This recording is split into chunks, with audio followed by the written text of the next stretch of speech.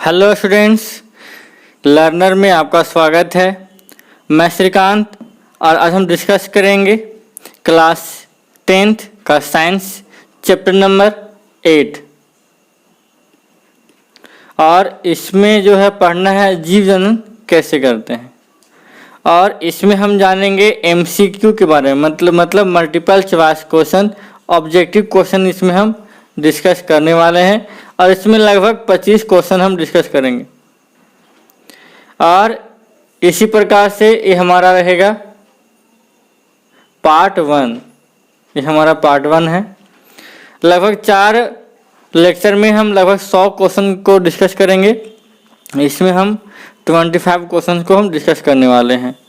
ठीक है, तो आइए समझते हैं हर एक क्वेश्चन को और तैयारी करते हैं एग्जाम के लिए। चलिए शुरू करते हैं। पहला आपके सामने क्वेश्चन है, अलैंगिक जनन मुकुलन द्वारा होता है। अलैंगिक जनन जो होता है मुकुलन द्वारा होता है, मतलब मुकुलन एक अलैंगिक जनन है।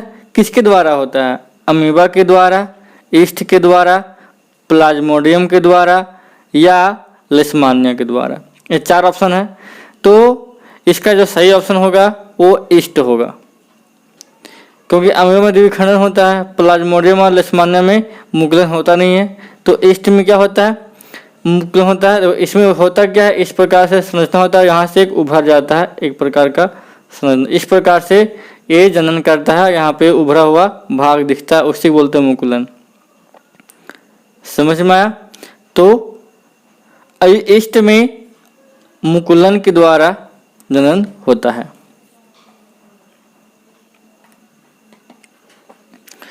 दूसरा है, मानव में मादा जनन तंत्र का भाग नहीं है। मादा माने क्या? फीमेल। फीमेल में मादा जनन जो बोल रहा है कि जनन तंत्र नहीं है।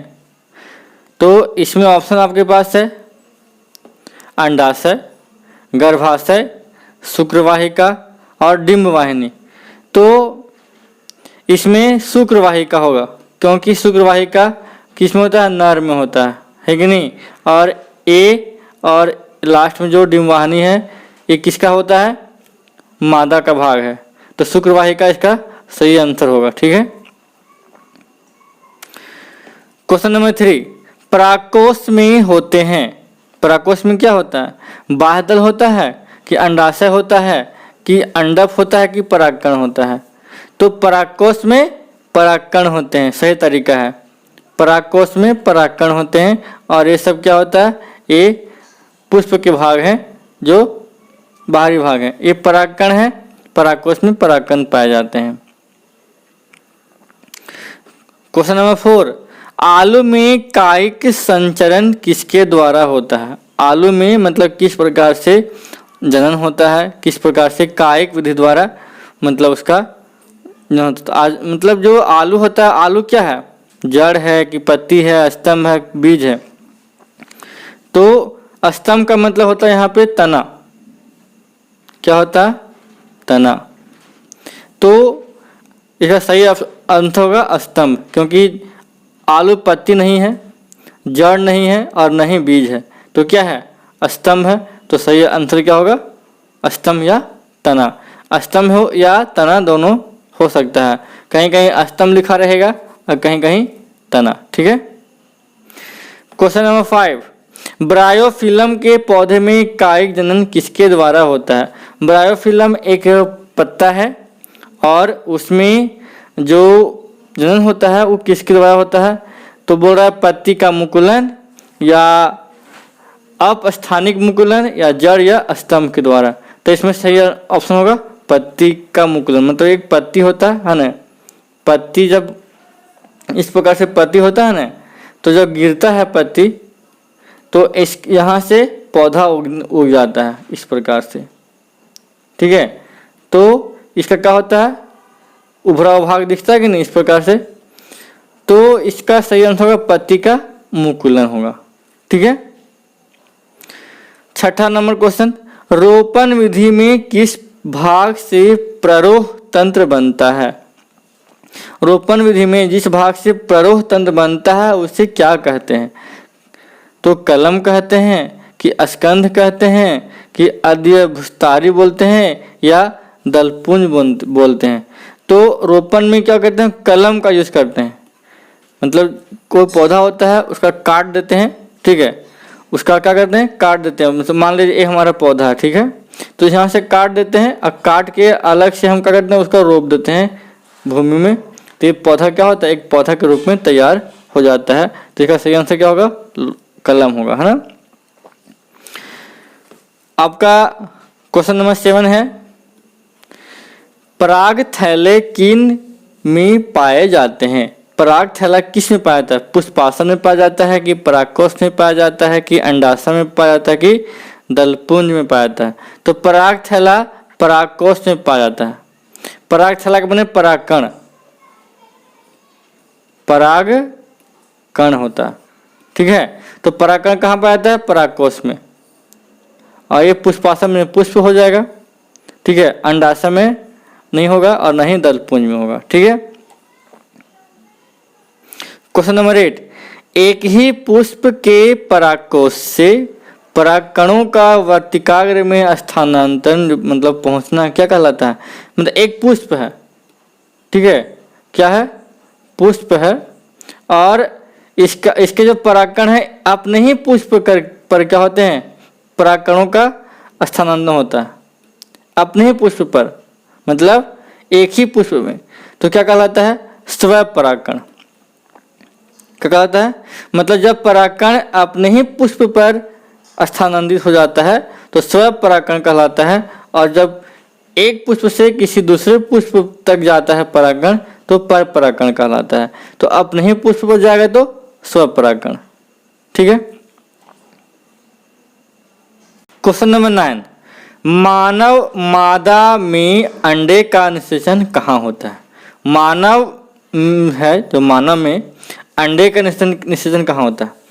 तो कहता है योनि मार्ग में या अंडाशय में या फैलोपियन ट्यूब में या गर्भाशय में। तो इस प्रकार से संरचना पाया जाता है।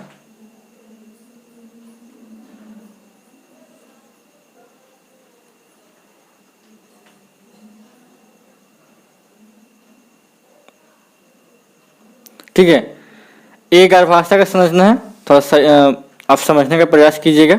तो योनि मार्ग में मतलब यहाँ से यहाँ पे, अंडाशय मैंने यहाँ पे, फैलोपियन ट्यूब मैंने यहाँ पे, और गर्भाशय मैंने यहाँ पे। तो अंडे का जो निषेचन होता है वो कहाँ होता है? फैलोपियन ट्यूब में होता है। कहाँ होता है? फैलोपियन ट्यूब में होता है। न गर्भाशय में होता है, न योनि मार्ग में होता है, न ही अंडाशय में होता है, ठीक है। निषेचन कहाँ होता है? फैलोपियन ट्यूब में होता है, ठीक है। तो इसका सही आंसर फैलोपियन ट्यूब होगा। क्वेश्चन नंबर 10 है आपके पास, अंडाशय से अंडा निकलने की प्रक्रिया को क्या कहते हैं? अंडाशय से अंडा निकलने की प्रक्रिया को क्या कहते हैं? अंडोत्सर्ग कहते हैं कि अंडजनन कहते हैं या रजोर चक्र कहते हैं? तो देखो, अंडजनन, अंडोत्सर्ग, अंडजनन में यहाँ से जनन करना, रजोचक्र में ऋतुस्राव, शुक्राणु जनन मैंने शुक्राणु से बच्चा पैदा होना। मतलब यहाँ पे होगा अंडोत्सर्ग, मतलब अंडा का उत्सर्जन, ठीक है। तो इसका सही आंसर होगा अंडोत्सर्ग कहलाएगा, ठीक है। तो अंडाशय से अंडा निकलने की प्रक्रिया को क्या कहते हैं? अंडोत्सर्ग कहते हैं। सही आंसर आपका अंडोत्सर्ग हो जाएगा। क्वेश्चन नंबर 11, मानव नर में शुक्राणु का भंडारण कहाँ होता है? मानव में शुक्राणु का भंडारण कहाँ होता है? सीसन में या शुक्रवाहिका में या एपिडिमिस में या वृषण में? तो सही आंसर क्या होगा? वृषण होगा। सब लोग जानते हैं आराम से, वृषण में होगा, ठीक है। हमारे पास 12 नंबर क्वेश्चन, मादा पुष्प का कौन सा भाग होता है? मादा पुष्प का कौन सा भाग है? पुमंग, जयांग, पुंकेसर या परागकण? इसका सही आंसर होगा जयांग। क्या होता है? जयांग जो होता है वो मादा पुष्प का भाग होता है, ठीक है। क्वेश्चन नंबर 13, अलैंगिक जनन में कितने जीव निहित होते हैं? अलैंगिक जनन में कितने जीव निहित होते हैं? तो अलैंगिक जनन मतलब क्या होता है कि जनन की वह प्रक्रिया जिसमें एक जीव भाग लेता है। ये सही आंसर क्या होगा? एक होगा। क्या होगा? एक होगा, है ना। क्वेश्चन नंबर 14 कहता है पौधे में अलैंगिक जनन किस विधि द्वारा होता है? विभाजन, मुकुलन, विखंडन या सभी? तो इसका आंसर जगह सही, क्योंकि सारे जो भाग हैं वो अलैंगिक जनन के ही क्या है? भाग है, मतलब एक विधि है। ठीक है।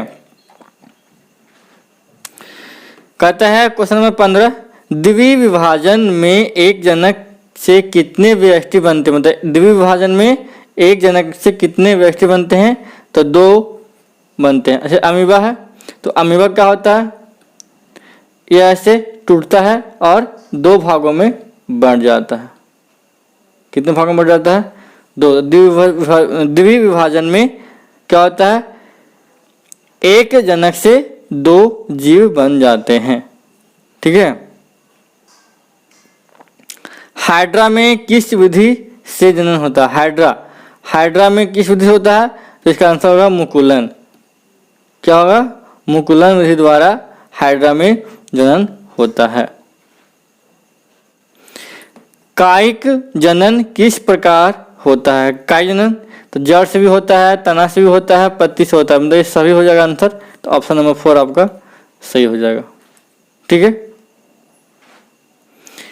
कायिक जनन की कृत्रिम विधि है, मतलब कायिक जनन की कृत्रिम विधि क्या है? रोपण, कलम, दाब कलम या इसमें इनमें से सभी? इसका आंसर होगा क्या? सभी। ठीक है। क्वेश्चन नंबर 19 आपके पास घोघा किस समुदाय का प्राणी है? घोघा मोलास्का, इकाइनोडोरमाटा, प्रोटोकार्डा या एनिलिडा? इसका आंसर होगा मोलास्का। क्या होगा आंसर? मोलास्का जो है, मतलब मोलास्का प्रकृति का समुदाय का घोघा होता है। 20 नंबर क्वेश्चन मनुष्य में कितने जोड़े गुणसूत्र पाए जाते हैं? मनुष्य में तो इसका आंसर होगा 23 जोड़ा। कितने जोड़ा? 23 जोड़ा, मतलब 22 जोड़ा प्लस में 1 जोड़ा। इसको लिंग गुणसूत्र कहते हैं। कितना हो जाएगा?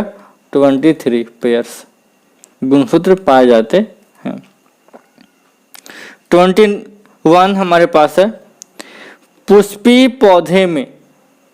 पौधे में लैंगिक जनन किसके द्वारा होता है? पुष्प में लैंगिक जनन किसके होता है? पत्ती द्वारा, तना द्वारा, फूल द्वारा या बीज द्वारा? तो पुष्पी पौधे में लैंगिक जनन फूल के द्वारा होता है। ठीक है।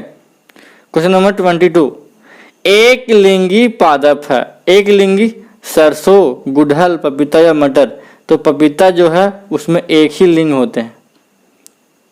क्या कितने लिंग होते हैं? एक लिंग होते हैं। किसमें? पपीता में। क्वेश्चन नंबर 23 नर युग्मक तथा मादा युग्मक के संलयन को क्या कहते हैं? नर युग्मक और मादा युग्मक जब मिलता है तो क्या कहलाता है? निषेचन। क्या कहलाता है? निषेचन। समझ में आया? नर युग्मक और मादा युग्मक जब मिलेंगे तो क्या कहलाएगा? निषेचन कहलाएगा। 24 नंबर क्वेश्चन हमारे पास है अंडाणु निकलता है। अंडाणु कहाँ निकलता है? योनि से या गर्भाशय से, अंडाशय से या फिलोपियन ट्यूब से? तो ये निकलता है अंडाशय से। कहाँ निकलता है? अंडाशय से, जहाँ इस प्रकार से संरचना होता है। तो अंडाशय यहाँ पे होता है, यहाँ पे, तो यहाँ से निकलता है। समझ में आया? कहाँ से निकलता है? अंडाशय से। और लास्ट नंबर हमारे पास क्वेश्चन है 25 नंबर क्वेश्चन कौन सा जंतु उभयलिंगी है? कौन सा जंतु उभयलिंगी है? मानव, कबूतर, मेढक की केंचुआ? तो इसका आंसर होगा केंचुआ। ठीक है। केंचुआ में दोनों लिंग पाए जाते हैं, नर और मादा दोनों। नर और मादा दोनों लिंग पाए जाते हैं केंचुआ में, इसलिए केंचुआ क्या है? उभयलिंगी है। तो उम्मीद करता हूँ की समझ में बहुत बढ़िया से, बहुत अच्छा से आया होगा। फिर मिलेंगे एक नए वीडियो में अगले पार्ट 2 के साथ, जिसमें फिर से हम 25 क्वेश्चन डिस्कस करेंगे और समझेंगे। तब तक के लिए धन्यवाद।